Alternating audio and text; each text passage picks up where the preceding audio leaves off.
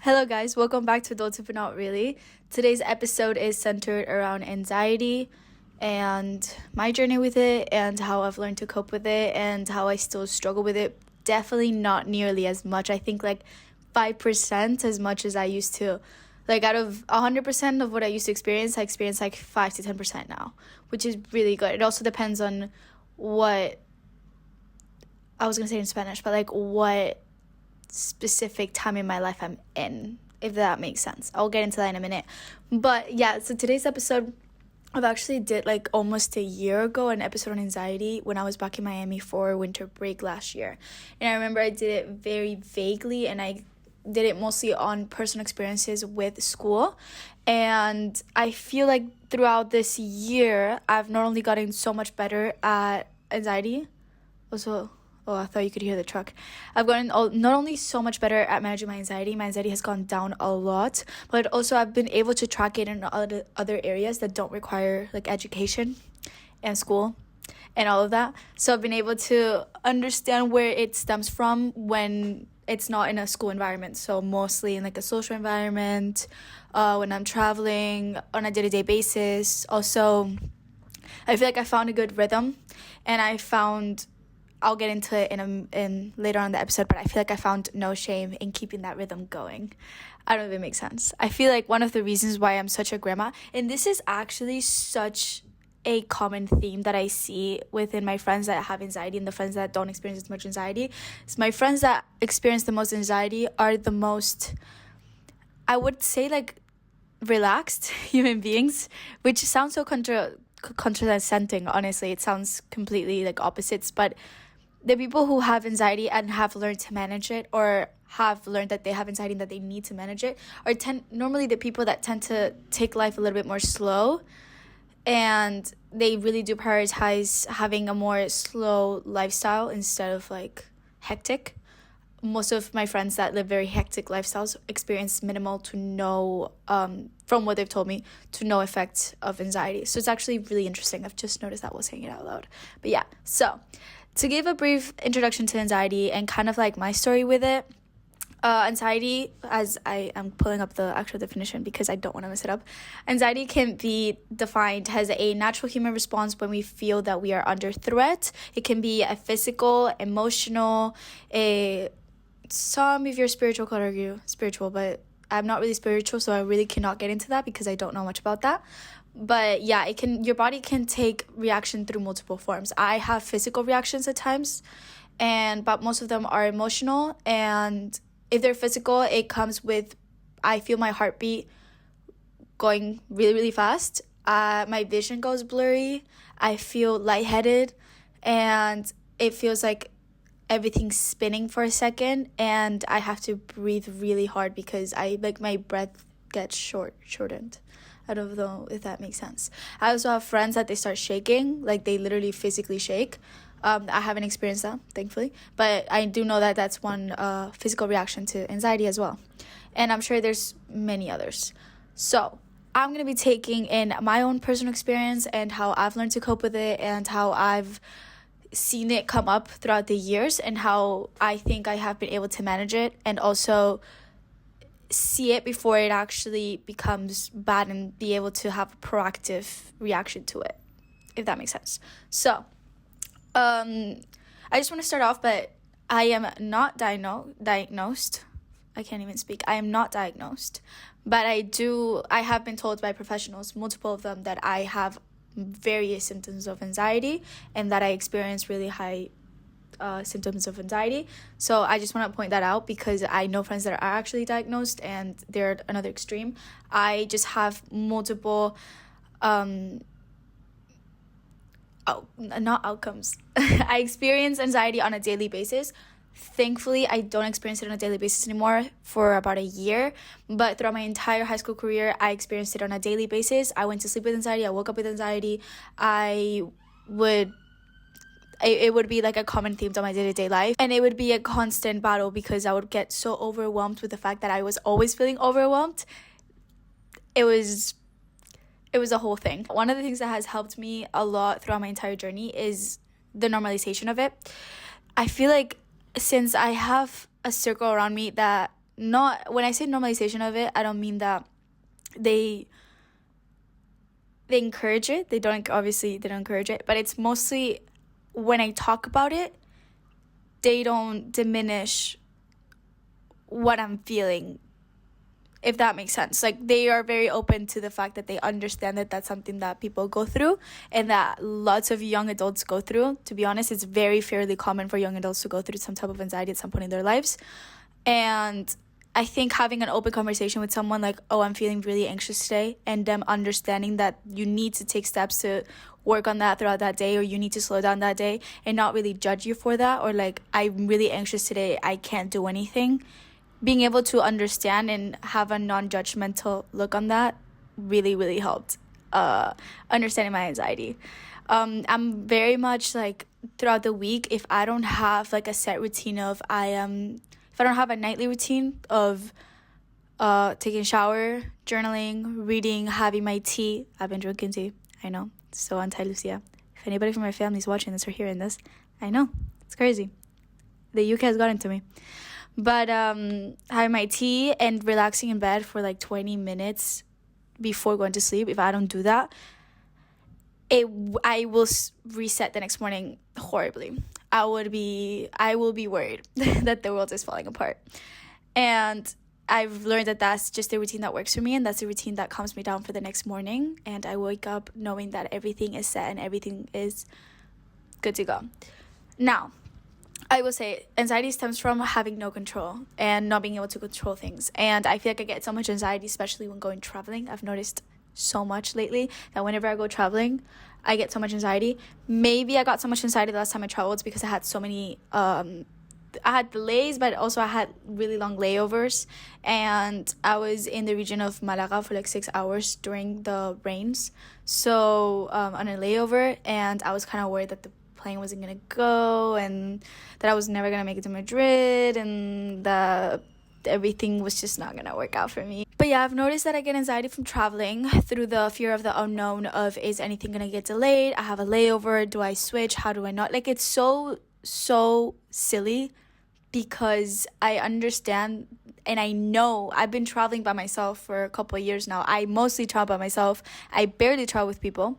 I barely go on this, like, even now that I just went on trips with two friends to two different places, I never ever go on the same plane as them or same flight. For some reason, I'm always on the flight alone. I'm always going to the airport alone. I'm always doing everything alone. So it's like, I should not feel anxious about traveling by myself anymore. And it's not that I don't like traveling by myself, because I generally find it, like a good self-reflection like time, and I really like it, and I'm on my own time, and but something about not being able to I'm not in control of when the plane leaves. I'm not in control of if maybe the line is too long at security and I will never make it, and then I get there super early, but then when I get there super early, I'm like wasting my time, and then I get worried. I'm like, will my phone have enough battery to make it throughout the flight and then make it to my hotel or throughout the public transportation that I take? Will I even figure out the public transportation even though I know how to get home? It's like, will I even figure it out? Will I forget this time? Like, such silly little problems that are not even problems that I overthink every single time I travel. And that's where my anxiety comes from whenever I travel. And it's so interesting because no matter how many times I travel, and 99% of the time I travel alone, I will always worry about the times that I'll get there, even though the night, oh my God, the worst thing is the night before I go to Miami. Every single time I take a flight to Miami, it's like a 9-hour flight from London or like 8-hour flight from Madrid. Every single time the night before, because they're mostly in the morning, these flights, the night before, I can't sleep. I've done this flight multiple times. I've woken up for that specific time of the flight multiple times, but every single night I can't sleep. I'll have nightmares and it'll keep me up at night, and I'll have anxiety over the fact that, will I wake up in time? Will I make it to the train in time? Will the train even work? What if the train isn't working? What if I have to take an Uber for an hour and a half to Heathrow or to Gatwick? Like, will security be long? Will they stop me in security for like 3 hours? Because that has happened to me multiple times. Heathrow hates me. Genuinely, Heathrow hates me.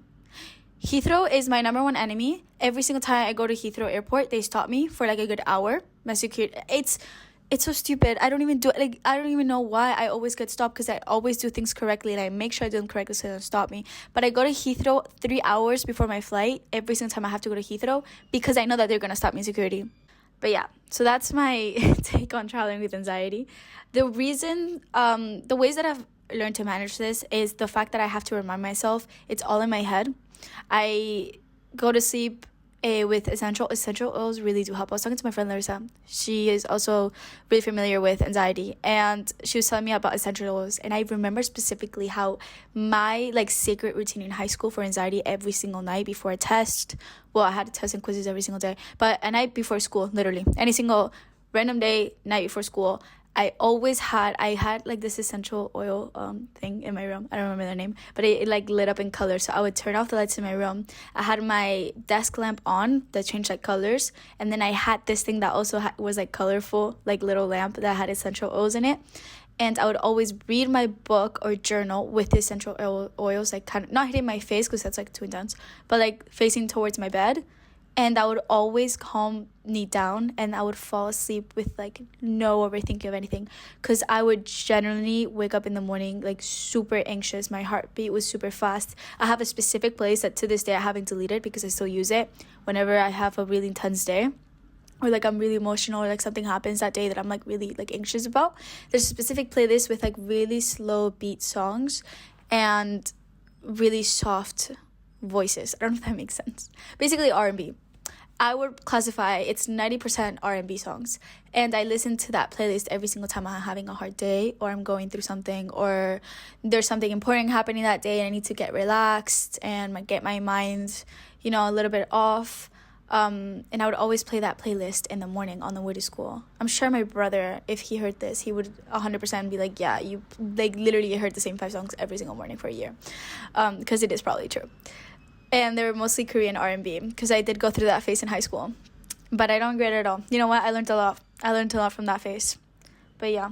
So that's kind of ways that I've handled my anxiety when it comes to traveling, and also, again, when it comes to school. But I did do a whole episode about my anxiety with education and how strict my school was, and test anxiety, and story times about my test anxieties with my teachers and my grades and all of this, because I was a very like applied kid, and I went to a really hard, strict school, and it was very demanding, and it was very like I chose it to be like that because in the US you kind of choose how many honors, APs, and A-level classes you want to take, and I decided to literally have no electives and just go crazy, and I did that to myself. I don't regret it, because in hindsight, I learned so much, and I generally loved all those classes, like, overall. But it did cause a lot of emotional pain at the time. But I think it built resilience in me. And to this day, now that my my high school experience compared to my uni experience is very different. My uni experience is much more relaxed because there's no quizzes and tests. I have more projects, and I have more individual work that are built on essays. And I kind of miss having such an intense like learning schedule and such an intense learning course. So I kind of do that through myself, through reading through I've been reading books more about topics that I want to learn about. So I force myself to like feed that little brain of mine, because it feels a little bit empty right now. I'm not gonna lie. That's the sad part about business school. It is easy. I'm not gonna lie. Like it's easy, but it doesn't feel challenging. It doesn't feel like I'm learning. It doesn't feel like, wow, I know so much. Like I feel like I'm just stuck. I'm like stagnant. So when it comes to growing up with anxiety, I would say high school was tough. Uni, I've seen it come up with moving abroad. I would classify this as very overwhelming feeling of knowing that I've talked about this in other episodes. I really can't talk today. I've talked about this in other episodes, but the anxiety of knowing that you are a 9-hour flight away from your family and a 4-hour flight away from your other family is very, very overwhelming, because there would be times that I would be alone, because I lived alone first year, which was the whole thing. But living alone and being so far away from your family, and knowing that to be able to get to them last minute if something happens, I not only have like an hour to get to the airport, then, well, first I have to buy the flight, which would be expensive last minute to both places, unless it's like November to the Canary Islands. But I have to take an hour train to the airport, then wait at the airport, then an 9-hour flight or a 4-hour flight, and then I would actually get to my parents or my rest of my family after that. But it's such a overwhelming feeling to know that if something goes wrong, it's all up to you to fix it. There was one time last year where I got severely sick, like to the point that I woke up one morning and I couldn't breathe. And I was so scared for I'm not gonna lie, I was really scared. I had a little panic. Imagine, like, you can't breathe and then you're getting anxiety and a panic attack over the fact that you can't breathe and that you don't know what to do about it, so you can't breathe even less. So I remember, like, my lips were turning purple. I was not doing well. I went to the NHS, which is basically like the public doctor here that I pay insurance for. And they told me there was a 6-hour wait, and if I want to skip the line, that I would have to download this app. I tried to download the app didn't exist anymore. So I was like, oh, great, lovely, thank you. So I had to go to a private doctor, pay like £100 for that, and I got the care that I needed in like 20 minutes. But genuinely, I was so scared. If it wasn't for my friend Regina, like, sending me that doctor that she had gone to the week before for also last minute medical help, because they were also telling her that she needed to wait like 6 to 8 hours at the hospital for them to be attended. In fact, the other day I was with my friend and they told me that they needed to get an ambulance last minute for something that happened at a party, and the ambulance wait time was 4 hours. Imagine you need an ambulance right away and they tell you, oh, there's a wait time of 4 hours. I generally think England needs to get their shit together, but that's just a personal opinion. Anyways, so when it comes to healthy coping mechanisms, that I will when I get into that, because I think it's the most important part of this episode, to be honest. If you're going to take anything from how my anxiety started and how I experienced anxiety, I think it's the coping mechanisms. The other day I was starting to get kind of like an anxiety attack, and I was walking around the park and I started seeing everything blurry and everything was kind of spinning, and I can't really focus on anything. My heart's going really, really fast, and I'm starting to breathe faster, and I'm trying so hard to keep up with the conversation and just smiling and nodding, but I really cannot do it. And I realized that the one thing that I need, like, I immediately at that moment when it started getting really, really bad, I decided I'm going to sit down and I need water. And the minute that I started drinking water and I started sitting down and just focusing on one specific thing, like I just stare out in the distance at this one specific tree or the water. I was either, because it was next to like a pond, so either I looked at the water or I looked at a specific tree, and I kind of just focused on like the birds or on the people walking by or the sound of like little kids running. Like I just focused on like external sounds, and I just stood out in the distance, and I decided not to think about anything. I decided I'm gonna stop thinking about whatever I was thinking and just shut down for a second. And it worked. I mean, it takes time, but you have to think about the fact that you can't really control the situation you're in. Most of the time, 99% you can control it, and you're freaking out about something so stupid, or not even stupid, but something so silly, something that you have no control over. So why are you gonna worry about that? And if it's something that you have to worry about, it's something that you can always take steps to help yourself relieve the stress from that situation. So the first thing that you should do is focus on what are you doing right now. You're safe. You're in a safe environment. You're fine. Hopefully you're safe in your safe environment. But you're safe. You're in a safe environment. You don't have to worry about that right now. Everything's going to be fine long term. And this is when it comes to journaling. Obviously, I talk about journaling every single freaking episode, and I did a whole episode on it. But genuinely knowing, one of the reasons why I really preach about journaling is because journaling is kind of keeping a diary of everything that has happened in your life, good and bad. And you can kind of see the timeline of things going bad, you having to reflect on it, you having to overcome it, and then you see really good times, because I write the good and the bad. And then you see really good times, and you see like this whole period where you're having such a great time. And then there's tiny little period where you're going through bad, and then you go really, really good again. So it's kind of like a timeline and a reminder that yes, things go bad, but because this went bad, this really good thing happened. So whenever I'm worried about something, or I'm worried that something bad is gonna happen again that happened back in my past, or I don't know, maybe I'm like, damn it, I failed this test. Like, this is just an example. Damn it, I failed this test. Last time I failed test in this class, this X, Y, and Z happened, and it was the horrible thing ever. But then because of X, Y, and Z happened, I learned so much about this, and that, and then I got to do this, and that, and then look how amazing things got, and now I failed again. But look at what happened last time. Look at how great and how, like, I turned out alive. Nothing, like, nothing catastrophic happened. I was able to overcome that. If I was able to overcome that, then I can easily overcome this too. Right now, all I have to think about is the fact that it will get better, and I just have to relax, refocus, and think about how we're going to make this work. And I don't know if it makes sense. Hopefully it's making sense. But basically through journaling, not only like I realized so many times that when I'm writing things down, it sounds so different than it sounded in my head. Or I start writing things down and I start connecting things that I didn't even know were connecting in my head. Like you generally think if you sit down in a park and you start reflecting within your own thoughts, yeah, like you will come to good conclusions about life, all wonderful and like chippy, happy life. But when you're writing it down, it's even more clear. Like there's been so many situations that I'm just generally too lazy to journal, and I think about them in my head and I go on a walk, and then I think I have a good conclusion about it, but the next day I decide I'm gonna journal about this, and halfway through the page I realized things that I hadn't even realized while I was talking to myself, going on a walk, not talking to myself but like in my thoughts, and I generally noticed that the other day, and it was really interesting because you really do learn so much about yourself when you're journaling, and you get to have a reminder of the good and the bad and the good that came from the bad. So when it comes to anxiety, it does help me remember, like, yes, I'm anxious about this, but look how great things got after because of how bad they were before. The same thing can happen again this time. And I generally do think, I like to think that everything good will happen. I don't know if it makes sense. Like everything will turn out okay long term. Like long term, everything will be fine. Short term, sometimes we have a little, little moments, little things that we have to, little patches in the path. But I think I always like to think that long term, everything always works out and everything happens for a reason. So if you're really sad about this specific things because you needed to be sad about it to get these strengths to be able to accomplish something that you needed to have that little motivation to accomplish, if that makes sense.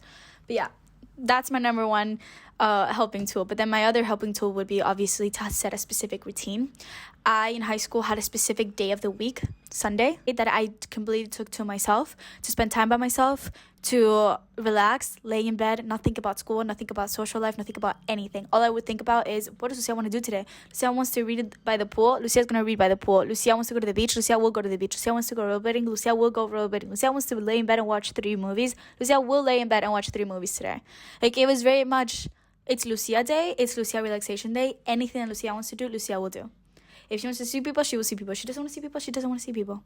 And Sundays were specifically sacred because every single other day of the week, even Sunday mornings, I would spend doing homework because I was like blasted with so much to do during the week that I had to move some stuff during the weekend. I would specifically set out Friday afternoon, the minute I walked out of school, it was like free time. I'm not thinking about anything except the fact that I want to go home. I want to have una merienda. I don't know how to say it in English, but like afternoon snack in Spanish. That's kind of like the definition. And then I would go see my friends. And that's all I would think about. Saturday morning, work until lunchtime. After lunchtime, back to having brain rot. Sunday, brain rot, but make it just what Lucia wants to do. And then Monday, we start the process all over again. So yeah, having a specific day of the week or having a specific afternoon that you know and you look forward to that you're going to rot. Like for me, those are Sundays. Sundays, I am rotting. Sundays, Lucia day. Like, Lucia wants to see her friends, Lucia will see her friends, and then for the rest of the day, she will be at home watching a movie. And she will be happy doing that. And that will literally make her entire week. I'm talking about me like I'm in third person. But it's so, you get an image of what it looks like to have like that brain rot day. And that would reset, not reset my anxiety, but I would start from zero with a blank string. I can't talk today. Because when I think about anxiety as it's slowly building up.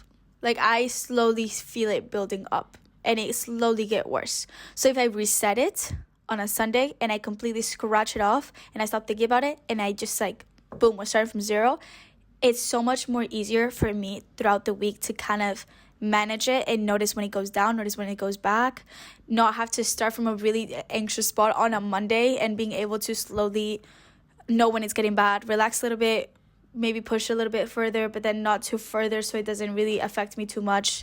I don't know if that makes sense. I was really good at managing my anxiety in that way. Like I would start from zero every single Monday and then work from that throughout the week, knowing that on Friday afternoon and on Sunday, I would have completely brain rotting times.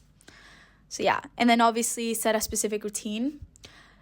For me, it's night. Like I generally, yes, I like getting dinner with friends. Yes, I like going to the pub with friends at night, but I try to minimize that like 2 to 3 times during the week, max. But not even that. Like sometimes it's once a week and I will be happy. Like I mean during like Monday through Thursday.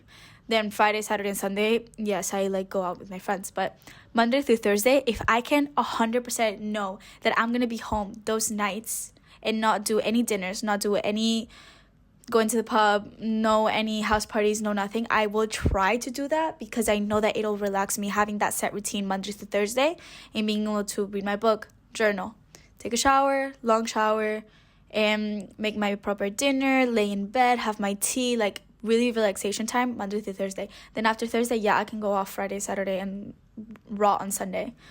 But you know, the world is not perfect. I do not sometimes do that. So I do try to maximize that to like 1 or twice of those nights. As long as I get minimum 2 nights of the week where I have my specific routine and I stick to that routine, I am mentally stable. If I cannot do that specific routine for more than twice a week, I will go insane. It will actually affect me emotionally, mentally, and like spiritually. It will affect me in all areas. I need minimum 2 nights of relaxation routine for me to fully function as a proper human being and be happy and chippy for the rest of the week. To finish off this episode, I want to leave it off with what I've learned and growth from anxiety. Honestly, I would hate to say that anxiety has made me grow as a person because I truly do despise it for what it is and how it makes me go crazy, but it is the truth. I feel like because of anxiety, I've learned to take time for myself and to take life a little bit more slow when I have to. I think it's made me realize a lot of things in life. Sometimes it works as self-reflection, which I hate to say because it's just not the best self-reflection. I would prefer to have self-reflection without having a cause to why I have to do the self-reflection. But yeah, no, it's learned to truly prioritize myself and take care of myself. And if it wasn't for that, I would have never had learned so much about myself. So in hindsight, it has like 1% positives. But that's sometimes I get so frustrated. I'm like, I cannot believe that I cannot get a good night's sleep before I go to Miami on a long flight. Or sometimes I can't get a good night's sleep knowing that I'm going to have like 3 connections. Or I'm at the airport and I get so overwhelmed with the fact that I have so many things on top of me and I have to find my passport. And then I'm by myself and then I have to take off my backpack. But then I see people walking and then I get anxious that I'm not walking and I'm probably going to have to sit back in line. It really just gets to me sometimes. And I really don't understand why it gets to me, but it really does. And as long as I remember that life isn't ending and there's always a solution to something, I try to stay as calm as possible, but obviously it's not that simple sometimes. But yeah, so hopefully this was kind of making sense. I'm not gonna lie, I did kind of rush a little bit this episode because I don't really have time this week to do episodes and to really think about them and reflect on them. But this is something that I've been reflecting on lately because it has been a topic in my life the past few days. So I thought I had really good points and kind of a structured mental notes on it. But yeah, so hopefully you enjoyed this week's episode and I'll see you guys next week. Peace out.